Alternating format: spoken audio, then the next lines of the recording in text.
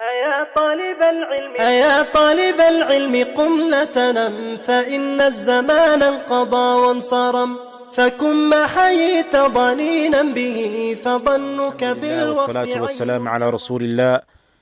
I pray you all well, everyone, and in good health and keeping safe. Now, I know it's been a long time. Do excuse me, I've been very occupied and busy with many things. For those that have been waiting patiently, Jazakumullahu khairah. As promised, here is a video in how to apply to the Islamic University of Medina. I know many have asked via email and on the actual YouTube channel. Now here's a video, inshallah, pay attention, and it's very, very simple, really. It is very, very simple, but I'm going to be taking you through in how to apply to the Islamic University of Medina. May Allah enable all those that wish to study for the sake of Allah Azza wa Jal to get accepted. Now, it's very simple. You go on Google, you type in admission to the Islamic University of Medina, you click on the first one. Now you go on the first link, you click on it. Now it'll take you to this page. Now it's very simple, and I know many have asked, so I might as well touch up on this point and elaborate for all those that want to know. What's the age limit? What's the age? What's the minimum age someone can apply? Now there is no minimal age. There is no minimum age. However, you have to have some sort of qualifications with you in order to apply to the Islamic University. Alhamdulillah, and it shows you that the qadr of Allah is amazing. Some brothers I know personally have applied and got accepted with literally nothing, with no qualifications at all. They didn't graduate from GCSEs. They didn't graduate and they didn't have GCSEs. Some of them didn't graduate from college, those that know it as college, that live in America, but they didn't have anything. Alhamdulillah, they got accepted. Many brothers I know. One recently got accepted. He didn't do any high school qualifications, didn't have anything. But it's all tawfiq min Allah Azza wa Jal. If it's meant to be, it will be. Now, I know brothers personally that have been to the Islamic University of Medina and they got accepted and started at the age of 16. Now, how it works is, if you are at that age or you haven't graduated from high school, at Thanawiyah they call it, then you enter the 2 years. But that video and that topic has already been touched, and you can find it on the first 3 videos I did in the Islamic University of Medina. Now, of course, you go to this site, you click on English or the language that you are fluent in. It will take you to this page. Now, unfortunately, due to the high number of applicants that have applied to the Islamic University, I believe that they've closed and you can't apply now. As you can see, I click on this and it doesn't allow me.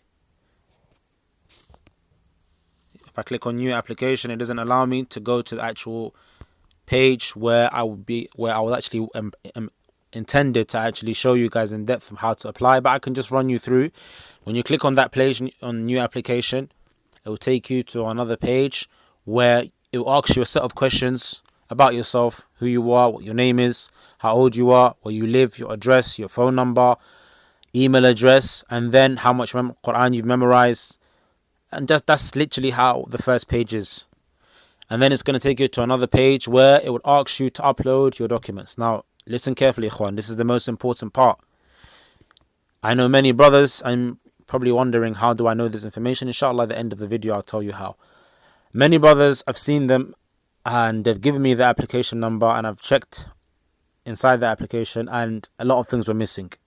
So you have to bear in mind, brothers, that those that actually deal with the applicants that apply to the Islamic University of Medina, they're human beings like you are. Okay, now some of them deal with thousands and thousands and thousands of students that are applying to the Islamic University. If you can just imagine, just one city in UK, London alone, has thousands of applicants. So brothers, you have to all make sure on the second page, when you click on the new application, you upload all the documents that are required. Now from those documents, on top of my head, passport copy, pictures of your passport, so passport pictures, at least minimum 7 or 8, but the more you upload the better. So if they require 8, if I was you, that which I did, upload 12. Obviously on one page. birth certificate to prove obviously where you were born, as this is very important as well, and 2 references. Now I'm going to touch on this afterwards. Also, you would need to include, for those that have accepted Islam, the revert brothers, you would need to include a certificate stating that you're Muslim and proving that you're Muslim either from Islamic Center or the masjid. Now, the reason why the two references they require this is so that they know that the person that's actually coming to study has been recommended from an Islamic center or a masjid or an Islamic organization, or by a person that has studied in the Islamic university, or someone that has recommended you and is well respected and well known. Now, the reason for this, one may ask, is that the University of Medina, of course, without a doubt, it's a place where one is going to study to get close to Allah and inshallah spread that which he learns. So he needs to have proof that he himself is eligible to study in such a place. Hence why they require the two references. Now, many people, sadly, many brothers, they upload documents that are black and white and they think it's sufficient. Now, you have to bear in mind, ikhwan, like I mentioned already before, the person that is looking at your application is a human being, and he has to deal with thousands and thousands of applications a day. So the more his work is made easy on you, from you, that which is displayed on his screen, the quicker it is for him to look at your application and inshallah to give you the go ahead. Because it goes through stages. You have to understand, ikhwan, it's not just the Islamic University that has the final say. If they accept and then it goes to, I don't want to go into details, that's not important, but it goes to the other board where they look at it and then they bring it back as you've been accepted. Now, many brothers apply and things are missing within the actual application. For example, the passport picture is not clear, so you can barely see the picture. You can just see the details, but the actual picture is not clear because of the way they actually took a photo of the passport. Some people, they put a passport picture of them when they were babies. This is just something maybe that they, didn't think is important. Some people, they put references and it's not stamped and signed. So, of course, without a doubt, any person, Muhammad, Ibrahim and Ishaq, can make their own reference for themselves and give it to the Islamic University of Medina. So hence why these things are very important for us to know and to realize that if you're applying to the Islamic University of Medina, the documents that are required for you to upload, make sure that they are clear. Make sure that your actual application is complete. Some brothers, they put half of the documents and then they don't complete it. So all these things contribute to you actually being looked at as you being considered in the first stage, because it goes through stages, as I've mentioned to you. It goes through stages. It's not just there's one person looks at it, accepts you, and that's it, khalas, you're accepted. La. It doesn't happen like that. It goes through intervals. There's stages it goes through in order for you to actually be accepted and have the final green lights where you're actually going to be considered and be accepted for the next academic year. So this is that stage. Now, if you've actually applied, at the end, you'll get an application number. With the application number, you can click on application inquiries, where you go and inquire on your application whether you've been accepted or not. So you click on this, and then you enter your application number. You enter it there. Now, obviously, in my case, I don't have one, but let's just say you enter one like that, and then you click on inquire. Then it will take you to your actual page where you can see, and it would state under consideration for the next academic year, or not been accepted, or congratulations, for example. And you can also pause and then complete your application. You can click on that. You can modify something, add something, take something off. If, for example, you haven't got your passport, you've renewed it and you're waiting for the new one, so you wait for it, then you can modify, you can change it. You can also restore your number, and so on and so forth. For those that have been accepted already and wish to get the visa renewed, then you can also do the services here, I believe. So you click on your new visa for the previous year.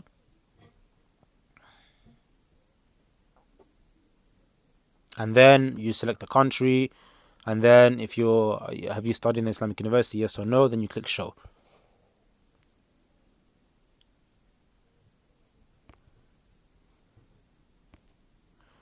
Okay, so obviously for those that have been accepted and deferred their studies as well, they can find it in the visa services where I've just clicked. And also find student ID. If you don't have your student ID, then you click on that. You enter the application number, submit. If you've forgotten the application number, you can click on this where there's a typo here. It's supposed to be forgot application number, and that will take you to that next page where you can obtain your actual student ID. Update social media accounts if you wish to do so. Once again, same thing. Arabic language placement test. Now, let me just give you a quick run through, just summarizing everything. This is the guidelines for the exam entry Arabic language placement exam test. Now, for those that were accepted last year, so that's September 2020, that's the academic year, usually it falls in September, roughly September, August. They actually had a placement test. So that placement test, they did it on this page here, okay? And when they did the placement test, they went through several different exams. Sorry about that. So they had the placement test, and as you can see here, it's December 2020. And in that placement test, it basically just placed them in the level that they were at, whether it's level 1, 2, 3, or 4 in the Arabic Institute known as the Ma'had or the Shu'bah. So this is not really applicable for those that have not been accepted. It's mainly just for those that want to know what would happen if they're accepted. As usually this is what's the new thing now, where you get tested so then you can know where to be. Because once you apply to the Islamic University of Medina and you come to study, what happens is, when you arrive and you've got all your documents handed in and everything, you've got your student card and everything else, you get given a little test where they choose what level you're at inside the Ma'had. So because of the fact that everything now is done via distant learning, they have an Arabic language placement exam where they'll actually test you, know your level, so that when it comes to the academic year starting, you're placed into the class according to your level, whether you're Mustawa Awwal, level 1, Mustawa Thani, level 2, Mustawa Thalith, level 3, Mustawa Rabi', level 4. Now, for those that have not been accepted, you don't really have to worry about this because this doesn't apply to you. But for those that have been accepted or will be accepted inshallah in September, then this is what this is. And it might be a bit confusing, so hopefully inshallah I've made it clear. It's just an exam test to know where you're going to be placed in terms of your level, so that when you begin, you get put in the correct class. So you click here.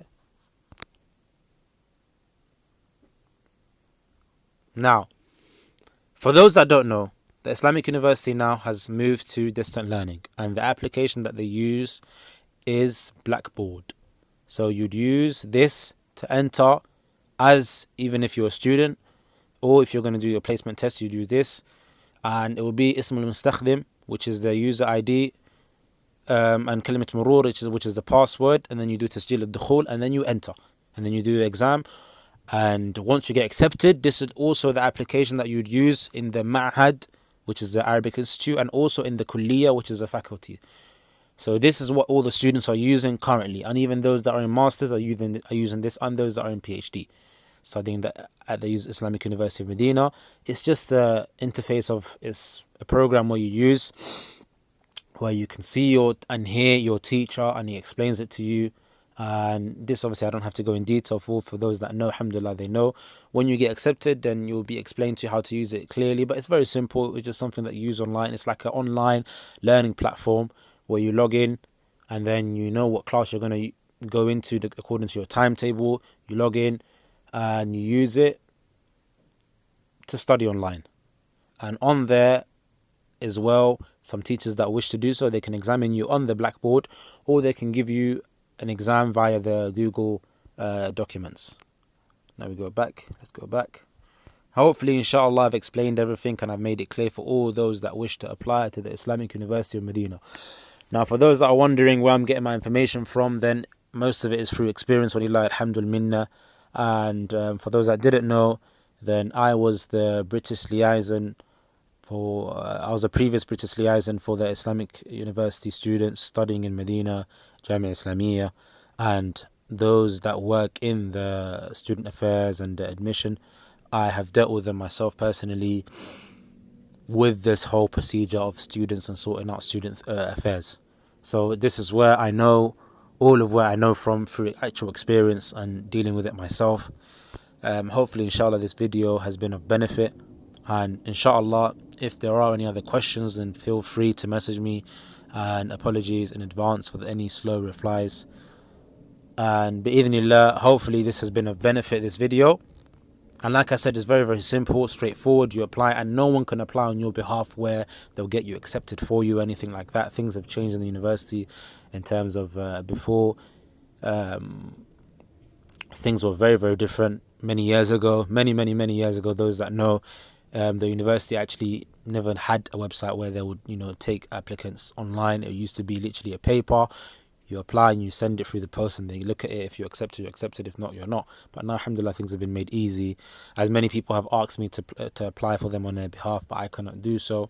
Literally, I'm just someone that studied at Islamic University of Medina, but I know these things because I've dealt with them. As mentioned, I was the previous British liaison for the students studying the Islamic University of Medina. And I hope, inshallah, I've touched on everything, and I hope this is clear for all those that want to apply. Now, just to give you guys a little insight, right now, currently, there are no students that have been allowed back into the kingdom as of yet. Those that wish to study there have been opportunities. Of course, we know with the whole current situation of COVID, those that have been accepted to come back has been through different ways. Depending on where you live and depending on whether your country has the situation. May Allah uplift this pandemic from us. Sallallahu yahfazna min hadha al-waba' wal-bala' wa yarfa'uhu 'anna. But what I wanted to say is that, inshallah, if they do open things up, then people are of choice. That's what they were doing the previous semester, where those that wanted to come back, they could come back, or those that wanted to stay in their countries and learn, then they can do so. Now, inshallah, I would make another video, inshallah, in the near future, if Allah enables me to, in terms of how to apply, specifically for those, how to go about getting the paperwork done to get in the visa, for those that have been accepted from UK, because obviously I deal with the UK students mainly, and America, but the American, ways in terms of how to obtain the visa is completely different to the UK, and so on and so from country to country, but it's a bit similar in some scenarios. And inshallah, also that will be another video, inshallah, to benefit the brothers that want to know how to apply, because I know myself, when I did it, I literally had no one helping me. So you have to do a lot of running around, and you may waste a lot of money if you don't know what you're doing. As many brothers, it's happened to them. Several brothers I know that they've lost a lot of money because they lived outside London, and the embassy, the Saudi embassy, is in London. هذا والله أعلم وصلى الله وسلم على نبينا محمد وعلى آله وصحبه أجمعين. Allah يحفظكم جميعا. May Allah accept it all from us. والسلام عليكم ورحمة الله وبركاته.